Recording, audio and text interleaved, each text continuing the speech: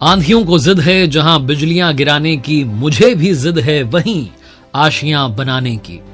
एक ऐसी कहानी जो इंडियन नेवी की सच्ची कहानी है, अदम्य साहस से भरपूर है। एक ऐसी कहानी जो सिखाती है कि जीवन में चाहे जितनी बड़ी चुनौती आ जाए, आप उससे पार पा सकते हैं। साल था 1971। तब ईस्ट पाकिस्तान, पूर्वी पाकिस्तान में पाकिस्तान की सेना ने कोहराम मचा रखा था। हत्याएं, बलात्कार, ऐसी बातें तो आम हो चुकी थी।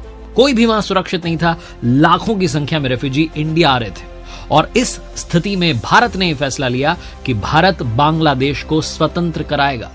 ये जो लड़ाई थी, ये जमीन पर लड़ी जा रही थी और पानी में भी लड़ी जा रही थी। जो अरब सागर था, वहां पाकिस्तान की जो नेवी थी उसकी स्थिति ठीक ठाक थी। इंडिया की तो बहुत ज्यादा मजबूत थी। बंगाल की जो खाड़ी थी, बे ऑफ बंगाल, वहां पर पाकिस्तान की जो नेवी थी उसकी हालत बहुत,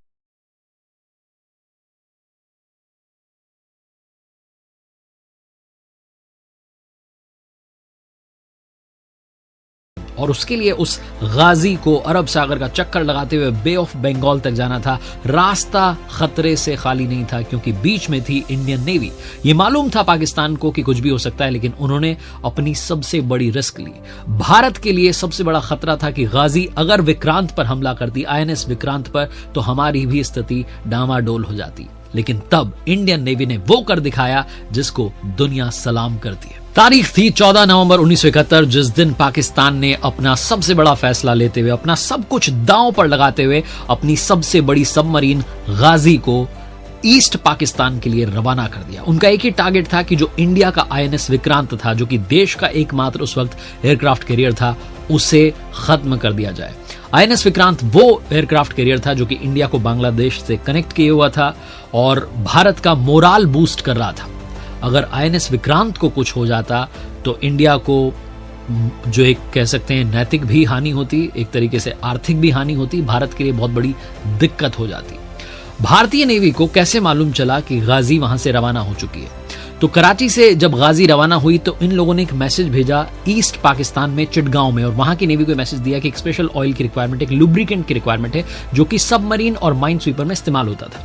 ये मैसेज इंडियन नेवी ने पकड़ लिया और इन्हें समझ में आ गया कि एक स्पेशल लुब्रिकेंट की तलाश जो है ये लोग कर रहे हैं और वो इस्तेमाल होता था सिर्फ और सिर्फ गाजी के लिए। इन्हें समझ में आ चुका था कि गाजी रवाना हो चुकी है और अब भारत के लिए सबसे बड़ा खतरा है, INS विक्रांत को बचाना है। वहां से शुरू होता है भारतीय नेवी का प्लान। सबसे पहले इंडियन नेवी ने काम किया, INS विक्रांत को अंडमान सागर में भेज दिया गया। ये बे ऑफ बंगाल से थोड़ा नीचे का इलाका है। इसके बदले INS राजपूत को विशाखापट्टनम में भेजा गया। INS Rajput second world war में लड़ चुका था, पुराना हो चुका था, डिकमीशन होने वाला था, यानी कि पुर्जे उसके खोल के अलग करने वाले थे या फिर उसे म्यूजियम में रखने का प्लान था।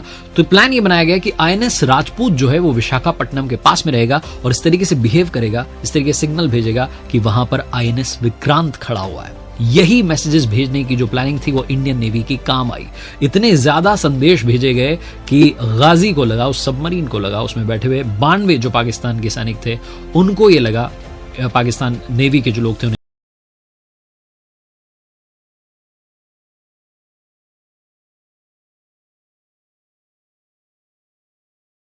विशाखापट्टनम पहुंच जाता है, माइंस बिछाता है और विक्रांत को खोजने के लिए अंदर ही अंदर आगे बढ़ने लगता है। जो लगातार मैसेजेस, सिग्नल्स लीक हो रहे थे, उससे जो गाजी में बैठे हुए 92 लोग थे पाकिस्तानी, वो थोड़े कंफ्यूज हो गए थे। अब तारीख आती है 4 दिसंबर 1971 की। इंडिया पाकिस्तान का वॉर अपने चरम पर था।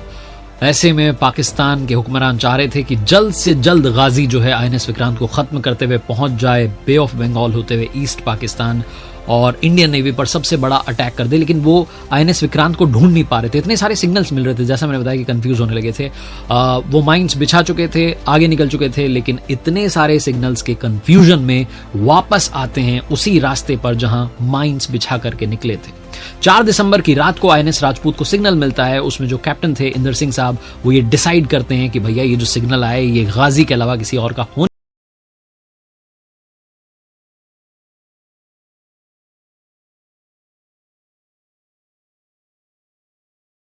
जो है बड़ा ब्लास्ट होता है और गाजी जो है वो नेस्तनाबूद हो जाता है। ये इंडियन नेवी अपनी तरफ से कहती है कि इस तरीके से हमने गाजी को खत्म कर दिया उसे खत्म कर दिया जो आईएनएस विक्रांत को मिटाने के लिए कराची से रवाना हुई थी।